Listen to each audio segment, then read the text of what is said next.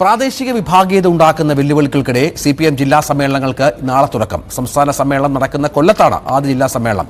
ഫെബ്രുവരി 9 മുതൽ 11 വരെ തൃശൂരിൽ നടക്കുന്ന സമ്മേളനത്തോടെ ജില്ലാ സമ്മേളനങ്ങൾ പൂർത്തിയാകും. മാർച്ച് ആദ്യം സംസ്ഥാന സമ്മേളനവും ഏപ്രിലിൽ മധുരയിൽ പാർട്ടി കോൺഗ്രസും നടക്കും.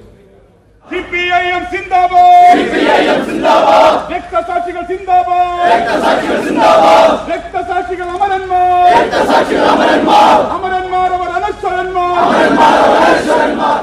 വിഭാഗീയതയുടെ കാലം കഴിഞ്ഞെന്ന് വീമ്പ് മുഴക്കുന്ന നേതൃത്വത്തിന്റെ മുഖത്തേറ്റ അടിയായിരുന്നു ബ്രാഞ്ച് മുതൽ ഏരിയ സമ്മേളനങ്ങൾ വരെ നീണ്ട കടുത്ത വിഭാഗീയ നീക്കങ്ങൾ.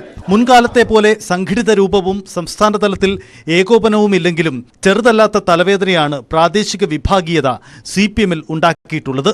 ആശയവൈരുദ്ധ്യങ്ങൾക്കപ്പുറം പദവികൾക്ക് വേണ്ടിയും വ്യക്തി താൽപര്യങ്ങളുടെ പേരിലുമാണ് പലയിടത്തുമുള്ള പ്രശ്നങ്ങൾ.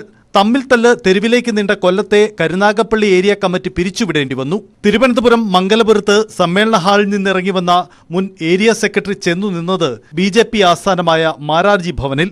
പാലക്കാട് കൊഴിഞ്ഞാമ്പാറയിൽ സമാന്തര കമ്മിറ്റി തന്നെ പ്രവർത്തിക്കുന്നു. ആലപ്പുഴയിൽ ജില്ലാ പഞ്ചായത്ത് അംഗമാണ് BJP പാളയത്തിലേക്ക് ചേക്കേറിയത്. ജില്ലകളിൽ വെല്ലുവിളികളെ മറികടക്കാനുള്ള ശ്രമങ്ങൾ നേതൃത്വം നടത്തുന്നുണ്ടെങ്കിലും ഒട്ടും ആശാവഹമല്ല കാര്യങ്ങൾ. ഏരിയ സമ്മേളനം വരെ ഉണ്ടായ വിഭാഗീയ നീക്കങ്ങൾ ജില്ലാ സമ്മേളനത്തിലേക്ക് വ്യാപിച്ചാൽ അത് പാർട്ടിക്ക് നാണക്കേടാകും. സർക്കാരിനും സർക്കാരിന്റെ നയങ്ങൾക്കുമെതിരെ വലിയ വിമർശനങ്ങൾ സമ്മേളനങ്ങളിൽ ഉയർന്നിരുന്നു. ജില്ലാ സമ്മേളനത്തിലും അതിന് കുറവുണ്ടാകില്ല. തദ്ദേശ തെരഞ്ഞെടുപ്പിനും തുടർന്നുള്ള നിയമസഭാ തെരഞ്ഞെടുപ്പിലേക്കും അണികളെ സജ്ജമാക്കുക കൂടിയാണ് CPM സമ്മേളനത്തിലൂടെ ലക്ഷ്യമിടുന്നത്. തുടർഭരണത്തിൽ തുടർച്ച സ്വപ്നം കാണുന്ന പാർട്ടിക്കും മുന്നണിക്കും കരുത്ത് പകരുന്ന നേതൃത്വത്തെ തെരഞ്ഞെടുക്കുക എന്ന വലിയ വെല്ലുവിളിയാണ് CPMന് മുന്നിലുള്ളത്. ചില ജില്ലകളിലെങ്കിലും പുതിയ സെക്രട്ടറിമാർ വരും. സംസ്ഥാന സെക്രട്ടറി സ്ഥാനത്ത് MV ഗോവിന്ദൻ തുടരും. സീതാറാം യെച്ചൂരിയുടെ പകരക്കാരനായി പുതിയ ജനറൽ സെക്രട്ടറിയെ പാർട്ടി കോൺഗ്രസ് തെരഞ്ഞെടുക്കും. ന്യൂസ് 18 തിരുവനന്തപുരം.